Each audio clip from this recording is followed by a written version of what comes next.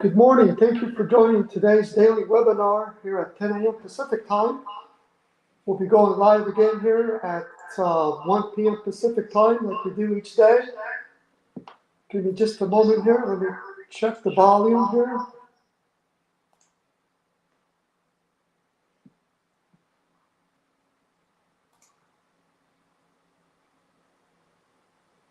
So today we are going to talk about can the business exclude part-time employees from participating in my solo 401k.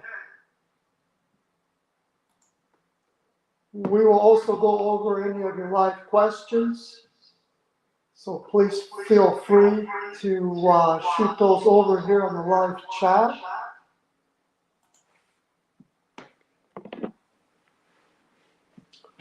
So in order to open a solo 401k plan, you have to meet certain eligibility requirements.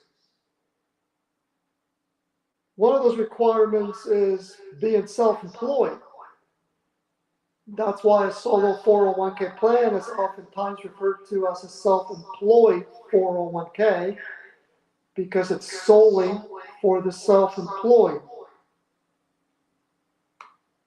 Another requirement is that you don't employ any full-time W-2 employees in your business.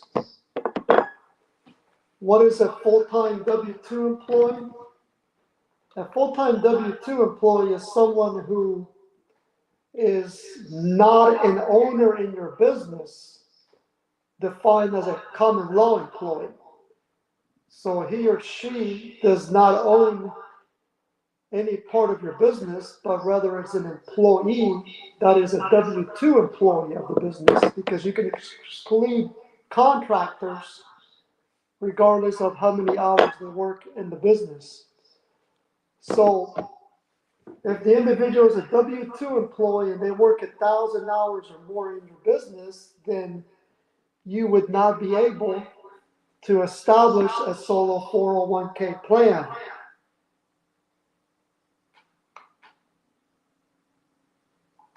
So if that W-2 employee is working less than 1,000 hours, so 999 hours or less, then that employee can be excluded from the plan, and therefore you would be able to open a solo 401k plan. A caveat to that is that if you own multiple businesses that are under your full control, then you also have to apply this eligibility test for opening a solo 401k plan. That is, if you employ a W-2 employee in any of your businesses that you own who works 1,000 hours or more, then you would not be able to open a solo 401k plan, not even for the other business where it's just you. And that deals with what the regulations refers to as the control group regulations, as well as the affiliated service group regulations, which we can discuss in future presentations and we have touched on in past webinars. So, yes, the business can exclude part-time employees from participating in a solo 401k plan when you're opening the plan for the first time. So that answers that question with respect to today's webinar title. Now let me share my screen here and we'll go over a few more items.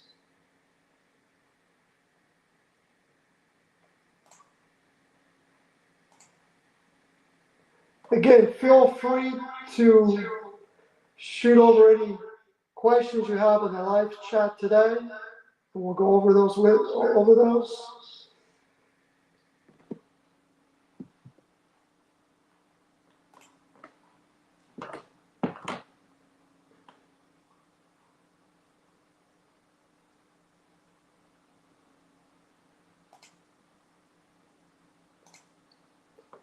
Okay. So let's look at the eligibility piece that we were discussing a little bit earlier. So here's our eligibility page on our website. And we went over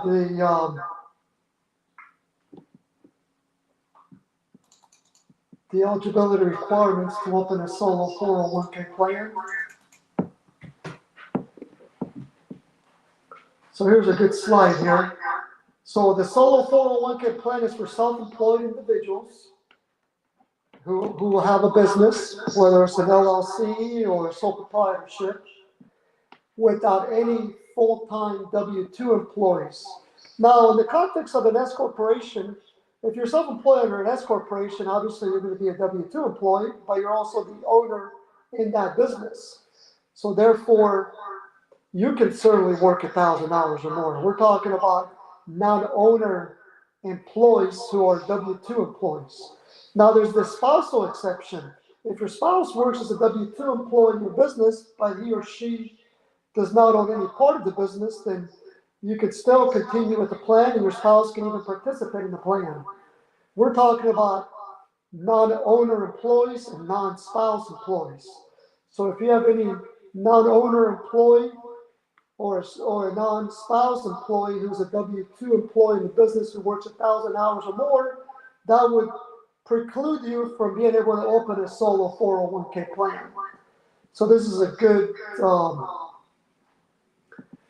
graph to take a look at, or slide. That's on our solo 401k eligibility page. Let me share that link with you.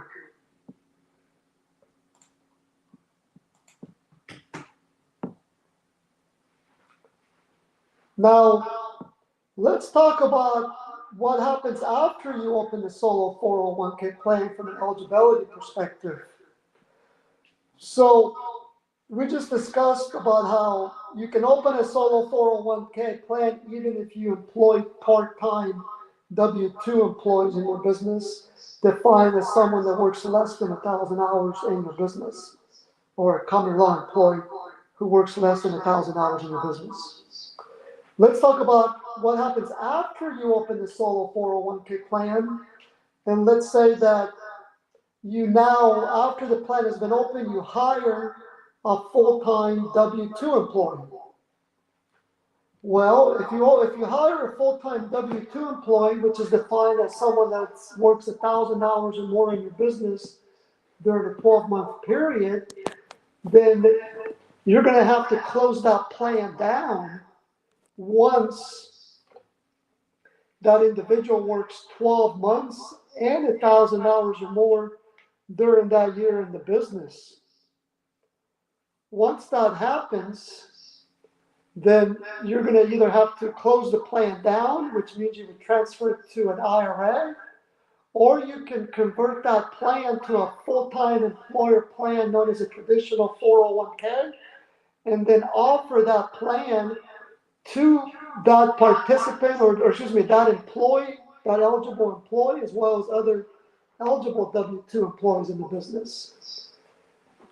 Another scenario where you're going to have to close that plan down or upgrade it to a full-time employer plan is if you meet that part-time employee regulation. Let me share that rule here with you, which stems from both Secure Act 1.0 and Secure Act 2.0.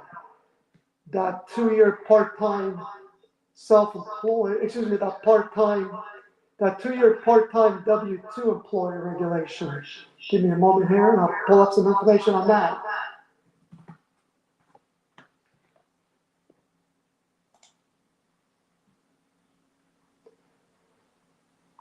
So,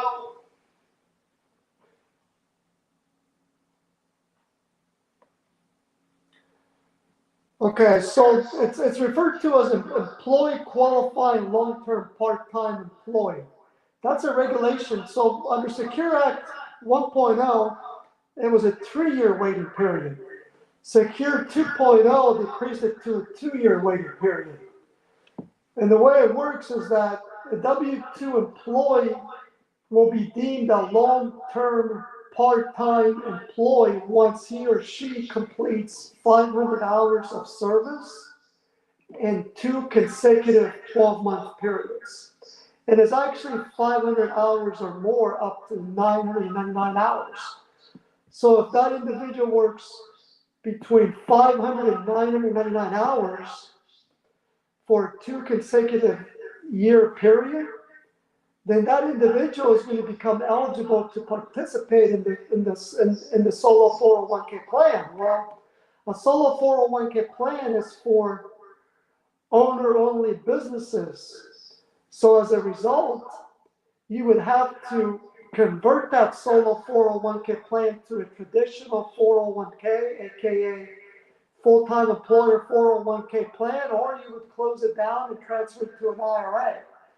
Now, as far as how that computation period works, so the computation period starts on the W-2 employee's date of hire and ends on the anniversary date of the date of hire. The second eligibility computation period also uses the anniversary date of hire.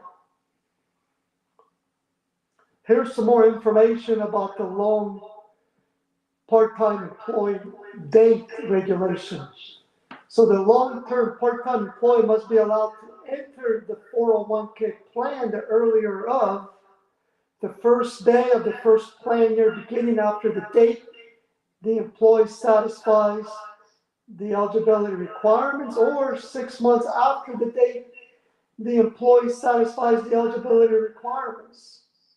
So what that means is that if your business employees a part-time W-2 employee, so that individual, let's say, works between 500 and 999 hours for 2 consecutive years. Once they've met that eligibility, that 2-year period, then you're going to have to offer the 401k plan to that individual. You got to do it by 6 months after that they've met that eligibility period, or before. So there's a window that has to be calculated, and we can help you calculate that window if you're a client of my solo 401k financial.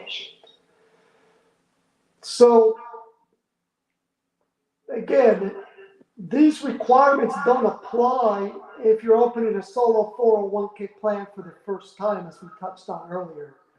So if you are opening a solo 401k plan for the first time, you need to make sure that you don't employ any full-time W-2 employees in your business. So those non-owners, non-spouse employees who work 1,000 hours or more. As long as you don't have that type of employee, you can open the plan. But then after the fact, if you then, once you've had the solo 401k plan, hire a full-time employee, W-2 employee, then define as one that works 1,000 hours or more during a 12-month period. Once they meet that eligibility requirement, then you're going to have to close the plan down and transfer it to an IRA or convert it to a full-time employee plan. And then there's this part-time, long-term part-time employee rules stemming from Secure Act 1.0 and 2.0, where if you hire a W-2 employee who's not an owner and not non-spouse, and that individual works between 500 and 999 hours for 2 consecutive years, then the plan is going to have to be closed down or converted to a full-time employee plan. So don't confuse both of those regulations. Okay, so that's the topic we wanted to cover for today. I don't see any questions on the live chat today, so we're going to stop there. Again, we'll be back again today at 1 p.m. Pacific time. We'll be on all week, daily, twice a day at 10 a.m. and 1 p.m. Pacific time. Make sure to like this video, as it helps to get the word out to other solopreneurs, entrepreneurs like yourself, so we can educate others, as we've seen a large increase in self-employed individuals in the last few years. And We anticipate that's going to only increase in light of our current economic state. Until next time, have a good rest of the day.